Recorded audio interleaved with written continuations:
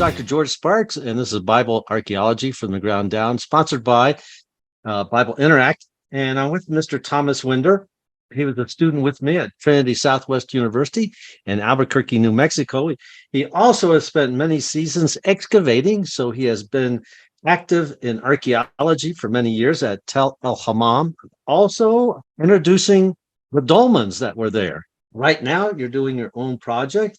You're at Mazdal Sham, and way up in northern Israel. So you were down by Jordan and the Dead Sea, and now you just went the other direction. Yeah, I was as low as you can go in elevation in the Middle East. Now I'm as high as you can go in the Middle East in elevation on Mount Hermon, right on the Syrian-Lebanon border. And so I want to introduce everybody that hasn't been with us the first time around, Mr. Thomas Winder at Northern Israel. So nice to have you with us today, Thomas. I appreciate it. You're also from Albuquerque, New Mexico, and you told me 24 hours just to get over where you're at. Yeah, it's a long ride, believe me. That's a long ride. And we started talking about how you got interested in Mazdal Sham back in 1983. Now I'm going to have you repeat what you told me. It started in 1983. Now go ahead with it. You were there for a skiing trip. Well, I was in 1983, believe it or not, I was on a honeymoon, and we were taking 6 months to cruise the Middle East and follow the footsteps of Jesus. So we had been through Turkey and Egypt, and we're doing Israel, and we went up north, and we were both skiers, and it happened to be Christmas time. So of course we were going to try to go skiing and on Mount Hermon, but there wasn't any snow. It hadn't snowed yet, or it was too cold to snow, or it doesn't snow every single year here. But so that year there was no snow. So we ended up staying in a bed and breakfast in Navi Ativ, which is the first Mushav in the Golan Heights. And of course, it's full of people that go skiing. So there's people there in the wintertime. And we stayed with a Jewish family in their bed and breakfast, but they were celebrating Christmas. So they turned out to be Messianic Jews, believing Jews. And they told me this great story about how Mount Hermon was the place that actually Jesus went to the Transfiguration. But of course, nobody knew where on Mount Hermon, just that everybody apparently knew that somewhere up on that mountain is where the Transfiguration took place. And there we were, believe it or not. Navi Ativ is only a stone's throw away from Nimrod's Fortress Hill. That's when I got hooked.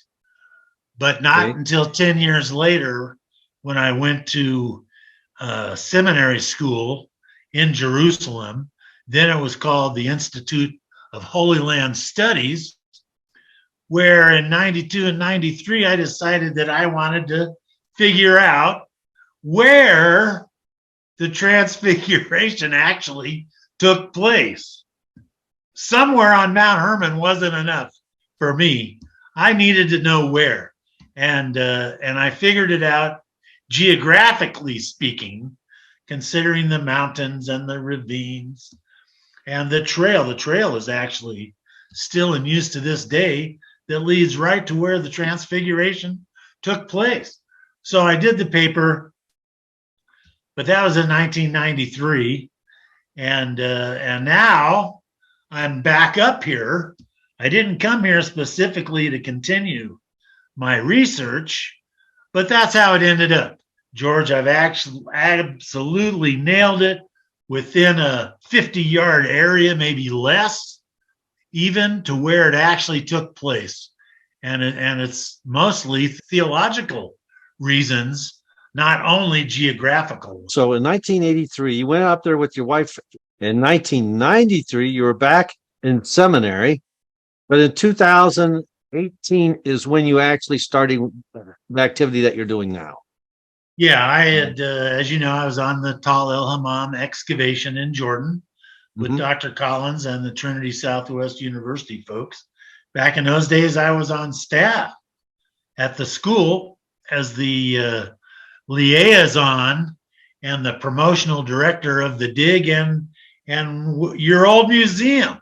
I used to do ads on the radio for your old museum, if you'll recall. Carl Morgan. Dr. Carl Morgan. So, yeah, if people want to, they go to Woodland Fellowship Church in California. Sacramento, California. And then what you do is just do like a Bible museum, and it'll come up. And they've done a heck of a job. They're really nice. Thank you for mentioning that. That's really cool. After I got off of the Tal El Hammam excavation, heck, a year didn't even go by when my phone rang, and Dr. Hertak said that they wanted to enlist me as the project manager to restore an old church of the Transfiguration, which is here in the city of Majd al-Shams. Right. So, my goodness, I said, yes, sir. I'm your man. I was cut, baby, out of the rock to do that project. I literally had to start the Holy Land Research Institute so that I could, go solicit funds to get this project going, because the people that had promised me funds basically reneged and didn't have any money. So I ended up here with empty pockets. But when, the Lord provided, and he allowed me to open up my own institute to cover everything I'm doing. And we have worked on the church. I actually got down through the debris. Believe me, this thing's been there torn down since probably before World War I by the locals, because they were in the process of chasing the Christians out when the Ottoman Empire, the Turks, showed up before World War I on their caliphate. It goes back that far. And I have found the literally paving stones of the floor. So I know there's no mosaic floor, darn it. Though that's what we were looking for. We were looking for a mosaic floor that might have some outrageous artwork. But, alas, no mosaic floor, just regular paving stones. And I don't think it's half as old as the people that got me enlisted thought that it was. But it got me here. It got me back on the mountain where I had started my research back in the early 90s. So now that I'm here, my goodness, I have followed Charles Warren's surveys of Mount Hermon. I have followed Simon Dar of Bar Ilan University and all of his surveys that he did in 1988 on the communities of Mount Hermon and the cultic sites of Mount Hermon. I have been in every ravine, every ridge. I've been to every site. I have personally found a dozen tomb shafts. You're interested in those things, man, because they date way back, early Bronze Age stuff. And I have also found 42, count them, George, 42 rock-hewn tombs on the side of the mountain right below Nimrod's Hill, where at one time Baal's throne, the number one cultic site of the whole area, was sitting. If you're somebody important, you're going to want to be buried near the big god himself, Baal of Hermon. And so if you're going to your Mazda Shalom, you say you go up by, you told me you're actually meeting some tour groups now, and you said you actually meet them at Caesarea Philippi, and then from there. I'm here in Majd al-Shams, but literally that's only 15 minutes away, 10 minutes away from Nimrod's fortress, 15 minutes away from Caesarea Philippi. And I tell you what, those are two of my favorite places. I have a year pass to the national parks, an annual pass. So I go down there as often as I want. So groups come in their buses as usual. And sometimes they know that I'm here.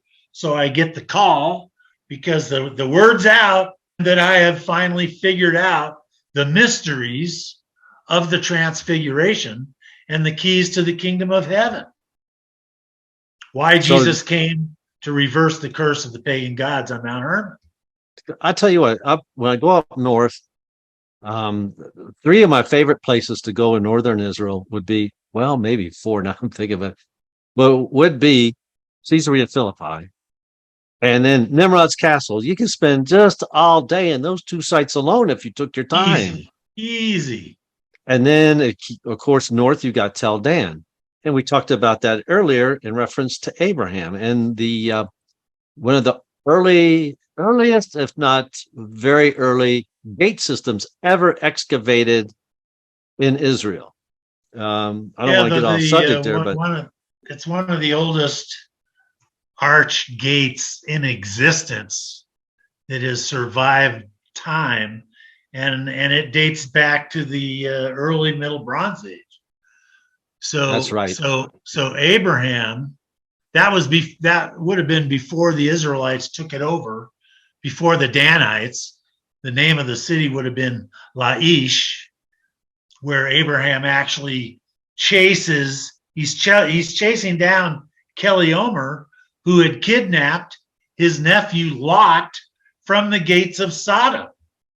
And the King Bera of Sodom goes to tell Abraham, "Hey, sorry to tell you, but you know your kid, he's been kidnapped, and what do you want to do about this?" And Abraham says, "Well, you stay here. You keep the fort, and I'll go get him." So Abraham chases Keliomer down, and he goes right through Tel Dan, right through, and of course that's on the way to the pass to get to Damascus. And that road, the old Damascus road, literally goes from Tel Dan through modern Caesarea Philippi, past what used to be Baal's temple. Now it's Nimrod's fortress, but it follows the springs all the way through Mazdal Shams, right over the hump. There's a saddle in the pass, and on the other side of that saddle is a town called Hadar, and from Hadar it's a straight shot downhill all the way to Damascus. And there's springs all the way along the road, so you don't even have to carry your own water. That's why everybody went that direction. So you're meeting people at tour groups at Caesarea Philippi, and then you take them on. You say, is it a 15-minute drive or a 15-minute walk up to Majd Sham?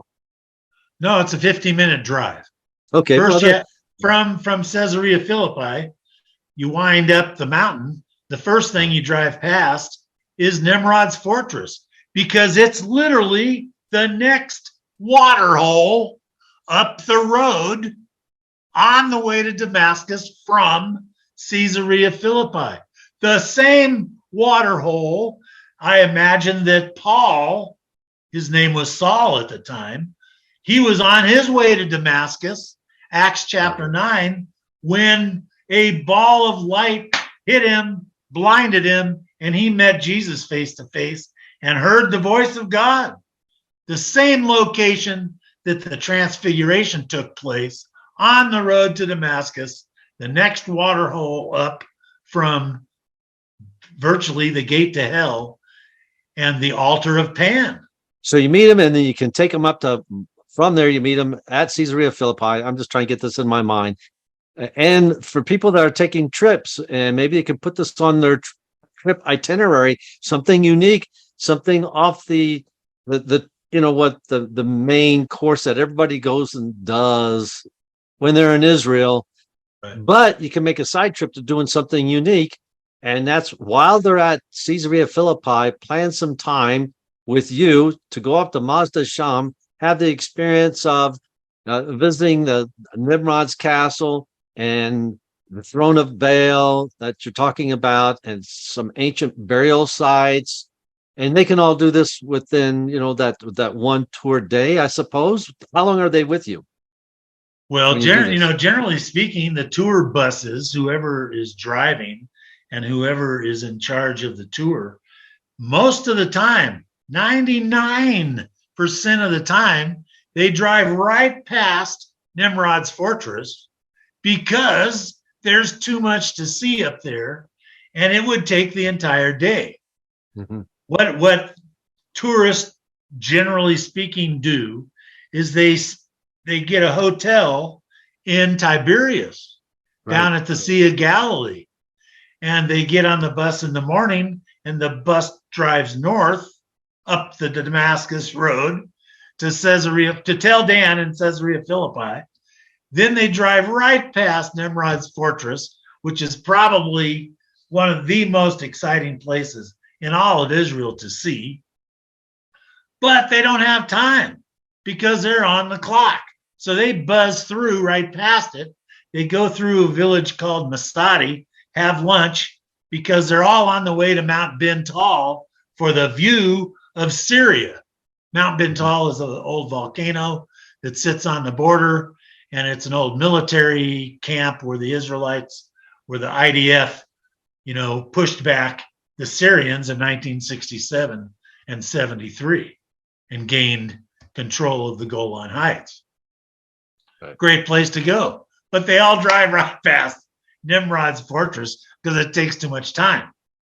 And I tell you that because sometimes it's better to pick a tour that has all the stops that you want. Mm-hmm. Very important to really look close at their itineraries to see if they go where you want to go. Some tours don't even go to holy places.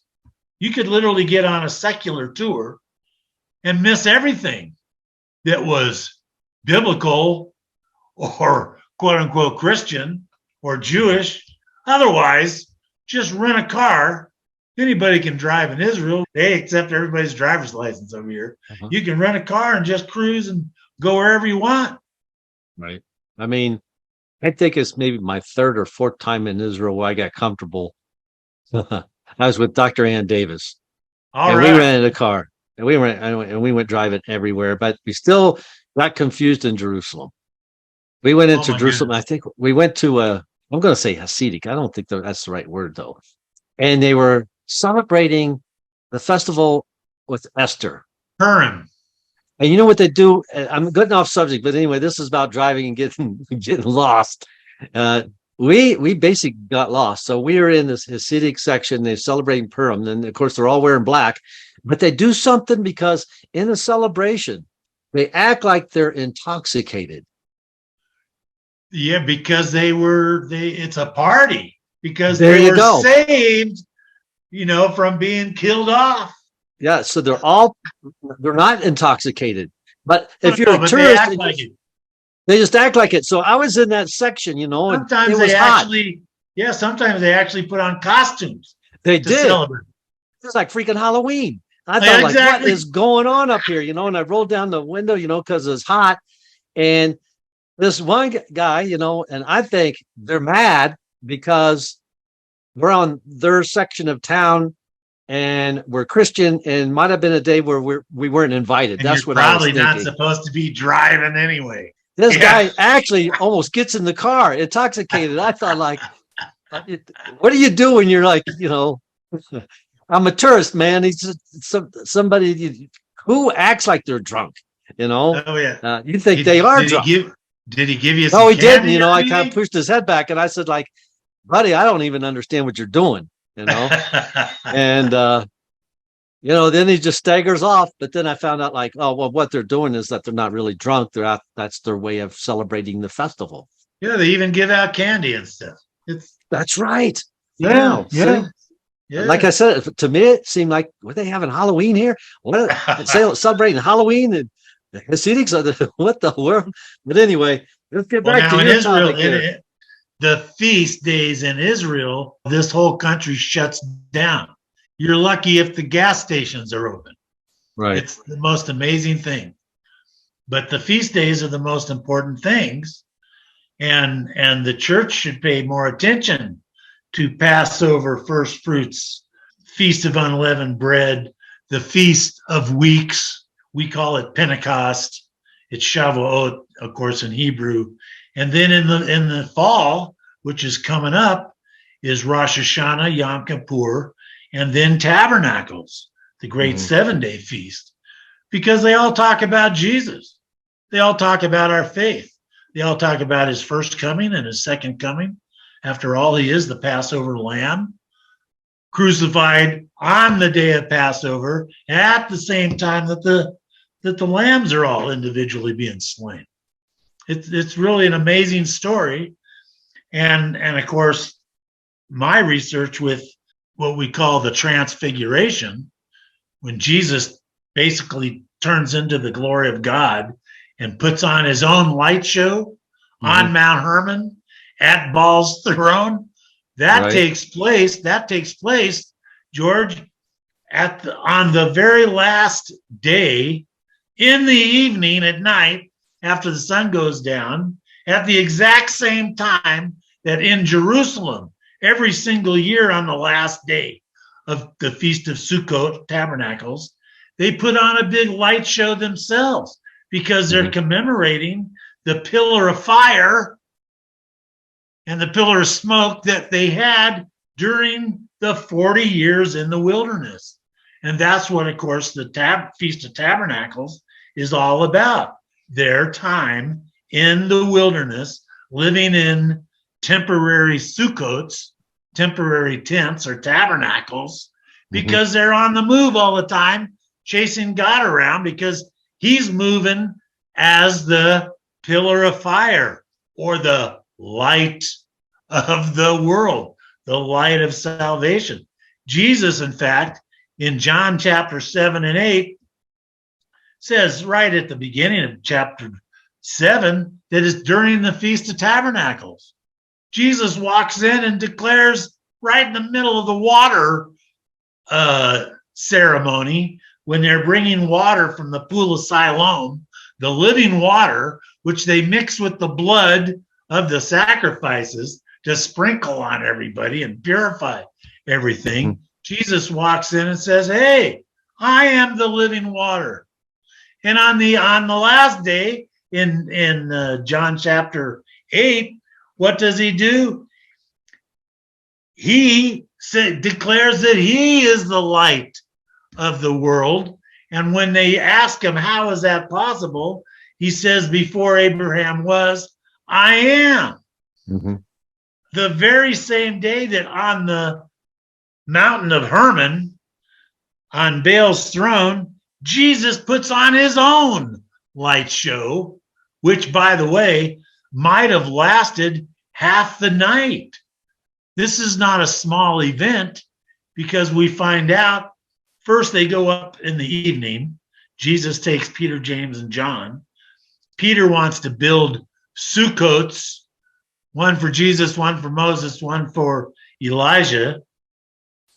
And then we find out in Luke chapter 9 that they actually don't come down from the mountain until the next day, which when they do finally come down the mountain, I presume they had some sleep up there perhaps, but the light show could have lasted all night or at least long enough for everybody in the region to see it, because there's a huge crowd waiting for them when they came down the mountain.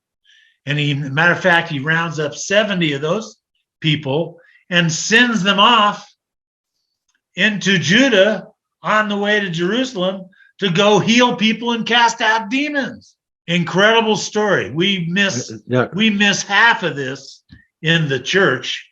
Okay, we talked about also, and that's very interesting because, putting together why on the Mount of Transfiguration, during the Transfiguration, would anybody say, hey, let me build sukkots? I mean, where in the world did that come from? You know, Well, because it's during the Feast of Tabernacles. not only Because that, like that's what Jews do. how long did he plan on? I mean, how long, did they plan on staying? If you can build a little hut for Sukkoth, they're like, hey, stick around, Well, it's funny, and Luke says that after Peter asked if they wanted Sukkoths built, Mhm. he kind of like, you can kind of read it in the text. He wonders why on earth he asked them that stupid question. Mhm. And probably because, by the way, Moses and Elijah, I mean, they're from a whole nother dimension.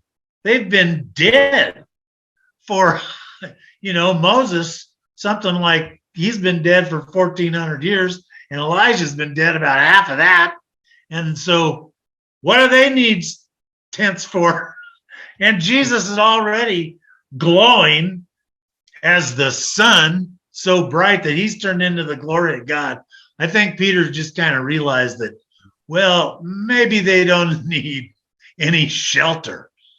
That could, I imagine that would be kind of. Well, not only that, they have Sukkoths already built, I presume, down the hill on the short little walk back down to where they were when Jesus takes Peter, James, and John from the small group and takes them by the hand, basically, leads them up the trail to Baal's throne.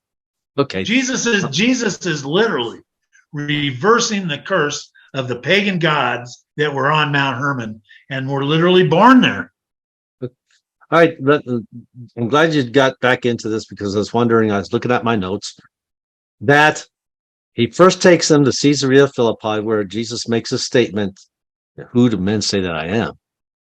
And he says, well, finishes up, upon this rock, I will build my church. And then from that statement, then they go to Mount Hermon, right? That you can actually take people to a place near Nimrod's castle or around Nimrod's castle that's built high up on a hill.